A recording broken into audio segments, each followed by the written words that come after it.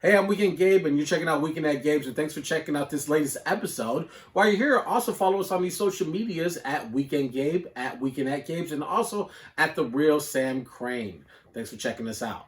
All right. Over the weekend, the news that Virgil Abloh passed away on the November 28th after a private battle with cardiac angiosarcoma, a rare Yep, form of that was cancer. actually really that was well pronounced, Weekend Gabe. I would just like to say that.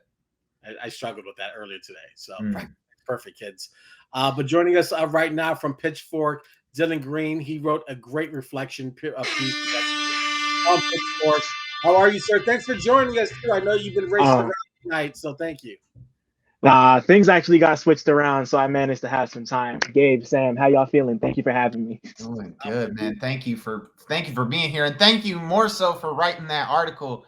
It was a lovely look into Virgil and his impact. And I felt thoughtful. It touched on a lot of things. It was concise, but it touched on a lot of things that I felt were important. So thank you for that. Thank you. No, I'm happy to do it. It was tough because he's not like a musician in the traditional sense. Right. So like it was just it's a lot. Like he did a lot, but like it was tough to get it all in there. But I just did what I could. So thank y'all. That means the world, really. Absolutely. I love the way that you opened the piece about his DJ set in 2017 at a Travis Scott tour, and you were kind of like mentioning like he had this very unorthodox way of blending records that kind of don't make sense, but his confidence really sold it and really won over the crowd. And I think it was kind of a telling or a tease of like the way and the rest of his life and the way he lived it is like really challenging people in these unorthodox ways of accepting things that they might not otherwise accept and following the 3% rule. And I just love the way that you kind of set that up and followed it with a number of examples throughout his life of him not supposed to be a major fashion design director, and he's not supposed to be in these rooms, in these spaces that aren't typically welcoming to either black faces or people of color.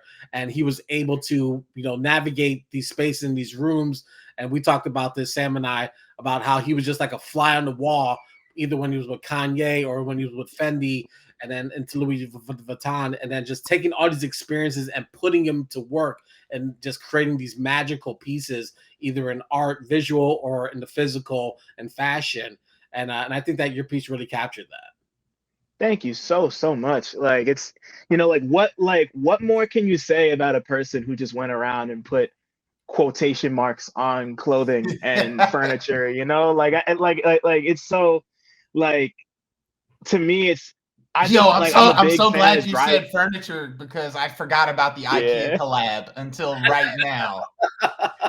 Yo, man, what an incredible human. Yeah, I'm sorry, I just had to put that in there for the scope, No, it's you all know? good. The rug is one of my favorite things he ever made, and I'm never gonna be able to find one now. So I'm kind of tight, but it is what it is. Like he was just one of them ones, man. Like you could really tell that he looked at somebody like like he mentioned Marcel Duchamp, and I forget when it was like some interview he did, but like he's the guy who put the toilet in the museum and just wrote toilet on it, and like that's art. Like I love that type of stuff, and when Virgil did it great, it was iconic and amazing. And like he gave us a rug with the word rug written on it. So like, hey man, shout out to Virgil and rest in peace. Honestly. No, that is. We were talking a little bit before the show, because I mean, Virgil is not the only incredible figure that we've lost this year. Me and Gabe covered sort of DMX's passing in depth on the show, talking a little bit about that, and the funeral service also designed by Kanye West. But I was looking at it from a different perspective because I mean, I'm a different generation, right? So I don't have the same love for DMX that Weekend Gabe got. That being said, DMX did a lot. And he did a lot. And he did it in music, primarily, right? And what I was trying to get to Gabe was that I feel like the Virgil passing hit me different. And I threw my phone. Like, I saw the thing on Complex and I threw my phone because I was like, what the hell, man? Like, because he had touched so many things. And I'm that's why I'm so glad you brought up the IKEA collab, because like, holy crap, man. Like the guy was everywhere touching everything. And as the person who had to sit down and write this article, like, I mean, you mentioned it a little bit before, but how hard was it to pack all of that into 1.5 pages or whatever the end length was? Bro, it was a lot, especially considering that like I was approached to write it probably about midnight the day before, so I kind of like had to write it in like 2 hours. I wrote it in like 2.5 hours, Wow. and it was just like Gabe, you mentioned the DJ set before. I'm gonna throw my hands up. I had never seen it before I wrote the article. I just went on to Reddit to go check out hip hop heads and see what people were saying, and that was the first thing I saw. And I was like, let me watch this. Maybe something cool will be in it. And I saw the Miles Davis and Migos thing, and I was like, this is it. This is the way I get into this, you know. Right. And then I just had to think about like, because like obviously people wore the clothes, you got referenced in the songs, and like that happened so fast.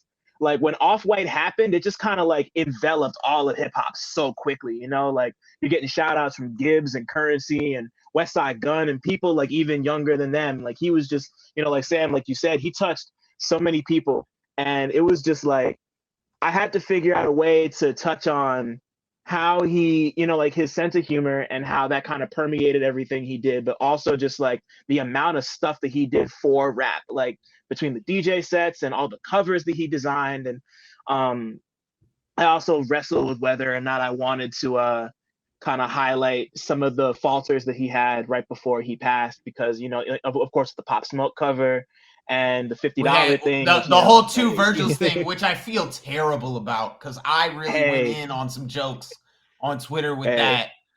We all did, bro. You don't have to. You're not alone. You're not alone. I mean, but like, you know, it's that kind of thing. You never know what somebody's going through, right? You know, like, and I just think it's so crazy because, like, I mean, at an ultimate level, you had to look out for himself. So like, and then he gets all this hate. It's like two Virgils to this day. Like, I think, you know, respect to his passion, but I think that's still a funny joke. It's never going away. And like, you know, like in like a twisted way, it's almost like a monument to everything he stood for. You know, like under a certain, in a certain context, you could even look at it like, I would imagine him doing something like that if it didn't happen with the $50 donation. Just like, it feels like something he would do, and it almost feels like some sort of, I don't want to call it a tribute. That feels like a lot, but like it just reminds me of him in that way. I don't know. It's weird. I'm just processing this while we're talking about it now, but like it's just that like the two Virgils thing is just like that's a part of the lexicon forever. You know, like it's just there now. And it's almost designed. It was almost intentional, like to a certain extent. Mm-hmm. I saw this. I'm sorry, Gabe, if I'm stepping on questions that you want to ask, but I saw this interview with Virgil the other day. I think it was posted about Complex or maybe Pictures of Blaine. Somebody. He was talking. He had this dented candle, and he was like, "Yo, if I put this candle in a white art space, it's art." All of a sudden, right? Because I did not design the candle. I designed the room around the candle to make the candle art. He's like, same candle. I drop it in your garage next to a paint bucket. It's trash. Somebody's going to throw it out. And I think it was, you know, it's incredible. And I keep thinking about the 3% rule. And what I was saying to Gabe off air was that, you know, hearing you write about that, and was not something that I thought about. When I thought about Virgil Abloh in the context of how I knew who he was, that was not something that I thought about. And then I really started thinking about it on the train today. And I was like, God damn, 3%. It's just like 3 things that he changes. He adds a tag, writes some Sharpie on the shoe, and then unstitches the Nike symbol and just lets it be what it is, you know, like, or whatever the design was. And I just thought about how his perspective and his genius will be missed on that respect. I mean, obviously, Marcel Duchamp is the one who came up with the rule, but when it's passed through that prism, almost like the Pink Floyd, Dark Side of the Moon cover, it becomes this rainbow of things. Yeah, and that's facts. So I didn't mean to cut you off. No, you're good. I was gonna say something stupid. So but yeah, like like the thing that Virgil understood is that art is about perception, and it's all like beauty is in the eye of the beholder, whatever you want to say, but like it really is about perception and like what you think looks good and what the court of public opinion thinks looks good. And like he was so invested in how the youth saw the world, and he was so invested in how like to kind of bridge that gap. And I'm big on bridging gaps in everything between the old and the young and finding understanding. And it's crazy to think he was 41 years old and just like at the top of his fucking game, like he wasn't really like even considering the Pop Smoke and the two Virgil shit, like he was still going crazy. People were still looking for his designs. Like if he were to drop another shoe, it would have sold out in 5 minutes. Like he was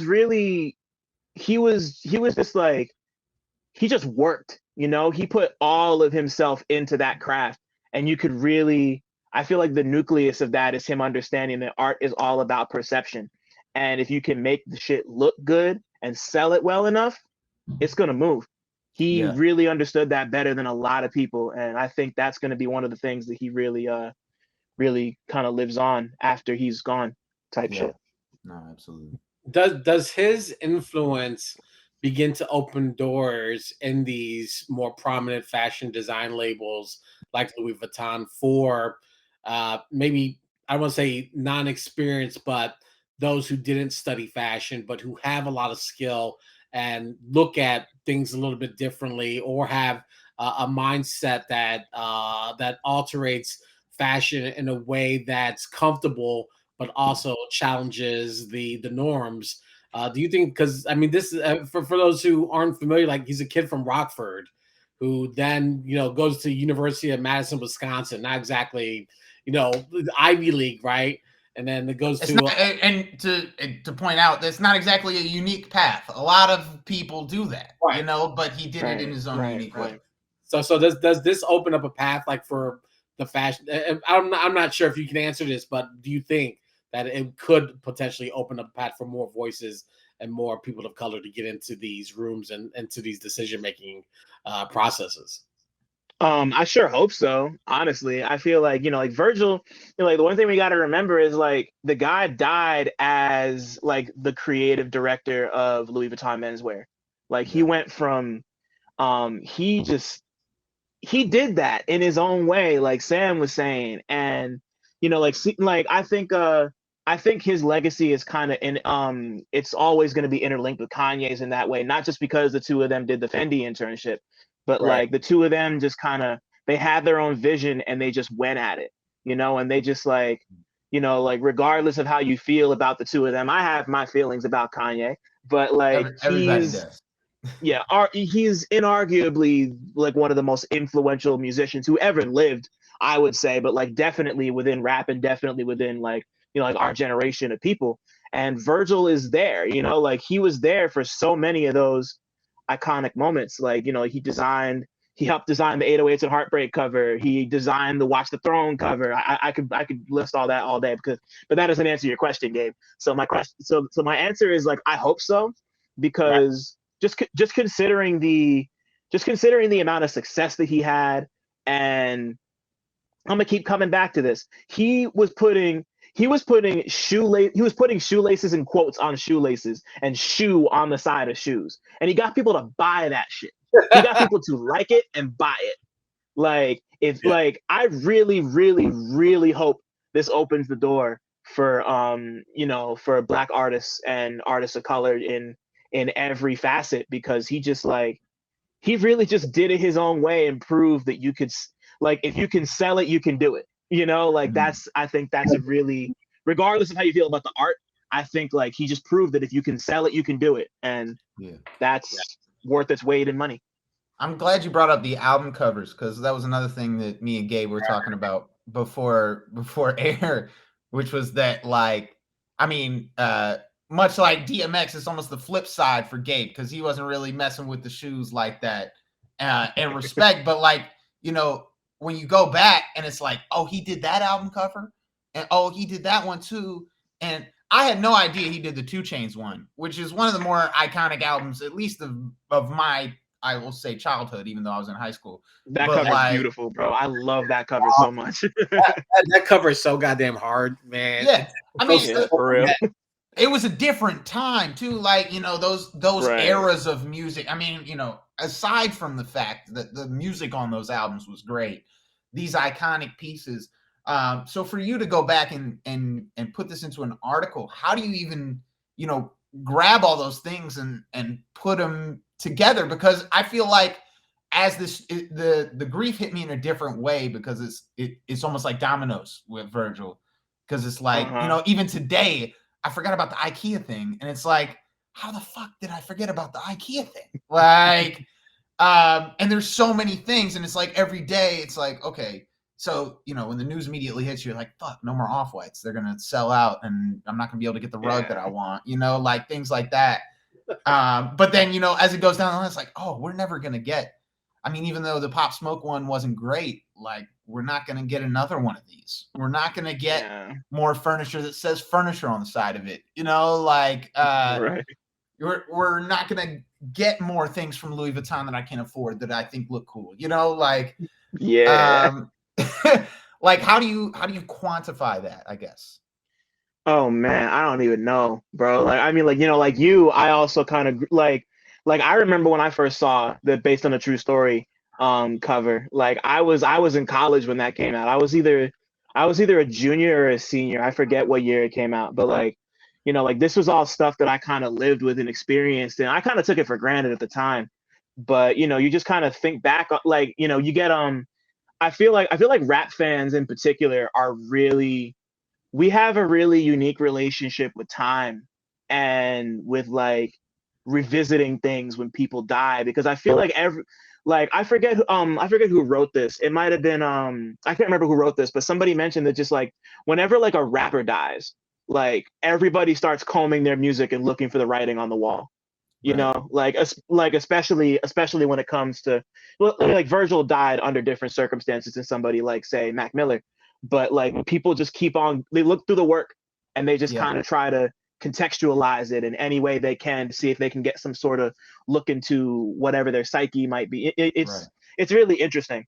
And honestly, when I was going through, when I was running through Twitter the day he died, Double XL shared, they put out a tweet of like every single cover he ever worked on, and I was just like, damn, like I really just thought about like he touched like he touched 4 of Kanye's covers, and arguably my favorite is definitely the Yeezus cover. I'm a big fan of that album. Big fan of the way that cover looks, and it's, you know, 3%, 3% again. He takes Literally. away the cover, CD case, red sticker, 1, 2, 3. You know, like fucking CD jewel case. Like, it's just like it's one of those like, why didn't I think of that type of things? You know, like, damn, you know.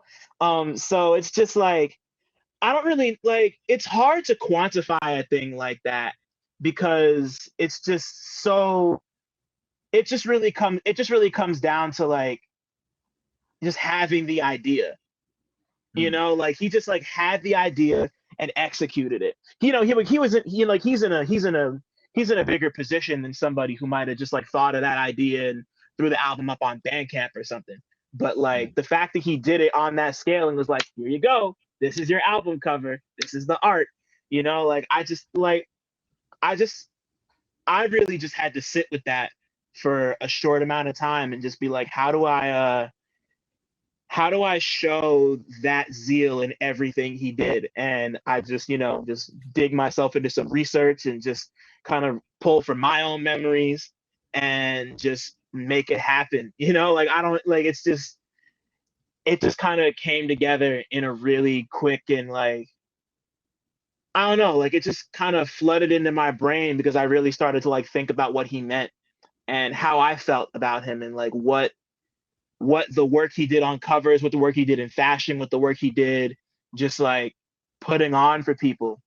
meant. Because like, you know, you look through all the tributes. One of my favorite ones that I saw was Alchemist. Alchemist was talking about him and mentioned that, like, you know, like Virgil was on his way to like go to some event in Germany or like somewhere in Europe, and he was like, he always made sure I was straight. Like he always, if I needed, like if he had clothes or shoes for me, he would get them for me. You know, like it didn't matter what he was doing because he always had 1,000 things going on at any point.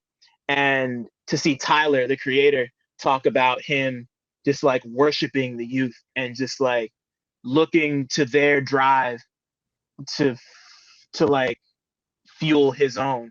And it's like I was talking to my man Jeff Weiss, shout out to Jeff Weiss, about Miles Davis, and he mentioned like whenever my with the Miles and the Migos thing, like Miles Davis always switched out his band like every 4 or 5 years and always brought in newer members because you want to have that youthful energy and that experimentation around you, and just like to watch it mutate with what you have. And that's how you create things that are new and really create shit that's timeless, that people who are like 13 years old can appreciate the way that somebody 47 years old or 57 years old can appreciate that. Like, that's that's the thing I wanted to communicate with this piece. Like, how can someone, you know, like that foresight and that vision to just like bring people together, you know, like he did that. And that was one of the most important things, on top of the fact that he was a Black executive in these rooms, is like, that's the most important thing to me. But like, just his vision of bringing people together through music, through fashion, whatever, like that's what I wanted to communicate through this, for sure. Yeah. Absolutely. Dylan Green from Pitchfork. The article is Remembering Virgil Abloh. Real quick, on a lighter note before we let you go, because we like to have some fun on this show. We've been talking about death. Let's go. I don't deal with death very well, so I'm gonna put it to you like this, man. We've been having an age-old debate on this show. It's the holiday season, and what I did not know was that certain people answer this question one way, and another certain people answer it a different way. So I'm gonna give it to you this question. Sweet potato pie or pumpkin pie? What's on your table? Shit. Man, that's so tough. Sweet potato pie, honestly. If I had to pick one, sweet potato pie. God damn it. You know, it's like consistent across the board. Nobody told me that sweet potato pie was supposed to be delicious until like 3 weeks ago. Yeah. And I had my first one the other day, and I got to agree with you, man. I think Dylan seems more like he's choosing it out of fear of backlash than actually. Oh, no, man. It is more of a, like, you're like, if I say pumpkin pie, like, I can't come home. Not even. Nah, bro. I'm all about the yams at Thanksgiving. And I was thinking about my partner's grandmother made this amazing sweet potato casserole. And like, yeah, it's sweet potato pie. Easy. All right. Like, all right. We feel you. We're not mad at you at all. That's a good. No, I'm mad at the people who raised me that nobody told me. You know, hey, that's who I'm mad at. I'll eat them both, but like, if I gotta choose one, it's that one. Like, but nah, welcome to the fold, Sam. I still haven't tried it yet. It's never too late, bro. It's never too late. It's never too late. I got a whole month, and I'm gonna film a real-time reaction of my taste buds touching it. So you need the Patti LaBelle versus the Patti LaBelle to make it even across the board. There you go. See, that's what you need. You need to go try one of the Patti LaBelle joints. Like, that did it for me. Yeah, like, no, I did. I literally did, because we had Solo Sam on here. We had Solo Sam on here a couple weeks ago, and he was like, I don't understand how you could say pumpkin is better. Like, I don't understand. And I was like, well, maybe I've never tried a sweet potato pie before. So my girl went out to the store, got me one. I got to be honest. I'm siding with you on this one, man. You made the right call. To quote the game, change your life like Steph in the fourth quarter. You know, that's it. Hey, man. All right. You already know. Dylan Green from Pitchfork. Thank you so much for joining. Again, the name of the article is Remembering Virgil Abloh, Hip Hop's Designer. It dropped on Monday, I think. So thanks so much for giving your time and joining us. We appreciate you visiting with us, and we hope to have you back soon in the near future. Man, thank y'all for having me. I would love to be back. We could talk about every kind of pie under the sun. Just let me know when you want. Hey, we can do a pie episode. Don't tempt me with a good time. First off, don't tempt me with a good time. That was good. So, thank y'all, man. I appreciate it so much.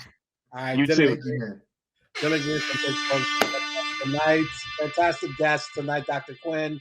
Dylan, great conversations. I gotta be honest, man. I feel better having talked to him. I did not realize how much this passing was impacting me until we sat down to have this conversation. And I'm sorry for stepping on all your questions, Gabe. No, I knew you were excited about this, so that's why I really wanted you to get off your questions.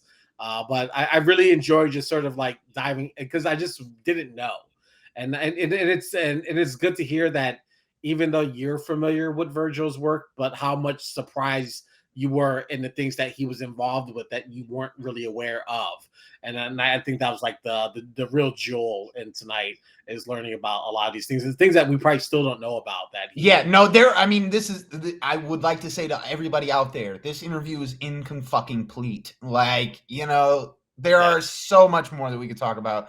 We sit here for hours on end. I mean, ladies and gentlemen, tonight, go home, go on the Boiler Room, find it wherever you got to find it, and just press play on a Virgil Abloh DJ set, and just see if it doesn't change your life, and walk through your life and think to yourself about how there's nothing new under the sun, and 3% change could be a new idea entirely.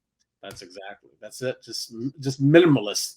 I was gonna make a joke with Dylan before. I know we gotta get out of here, but I'm pretty sure the good folks over at Def Jam and Universal Music, when they found out that Yeezus did not have a fucking book inside and the amount of money that they were going to save by not putting a booklet in there, they're like, sounds good. Let's do it. They were like, Verge, you done did it with this one. Like, game changer. Like, you don't have to spend $500,000 on books. All right, that's going to be our time tonight. We're going to have a great show on Tuesday. We got a group of filmmakers who are producing a Latinx web series based here in Chicago. We're going to be checking in with them, and then we should see the return of Meet Gabe as well. I'm really excited about that. It's been a long time since I met a Gabe. It's been a long time since we met any Gabes. You have been the only Gabe in this cloud space. And, we got to change for a very long time. So Tuesday night, right back here on Weekend at Gabe's. And again, go get your tickets. Bourbon on Division, January 13th, 2022. Make sure you're with us. Tickets are on sale right now for our 100th episode celebration. You don't want to miss it. Everyone's going to be there. Trust me when I tell you, everybody will be there. And you don't want to not be there. Don't FOMO. Hey, this is the last thing I'm going to say about it. There's somebody in that room who could change your life, Virgil Abloh style. A 3% change in your life could be an entirely different life for you. So please come through, get your tickets, be there. It's going to be amazing. Bring your demo. Bring your flash drive. Don't bring your flash drives. Don't bring your flash drives. I will stomp on your flash drive. Please don't give me any new music to listen to on the night. I will not listen to it. All right, before we get out of here, don't forget to give us a follow at Weekend Gabe at Weekend at Games to the real Sam Crane. And also, don't forget to share, support, and show love. You already know what it is. Out. 3%, America. 3%. That's all you need. Change the world. R.I.P. Virgil Abloh. We love you. Peace. Hey, I'm Weekend Gabe. Thanks for checking out this latest episode of Weekend at Gabe's. Click on any of the links swirling around my head and also hit the subscribe button while you're here. Thanks for checking out us here on YouTube.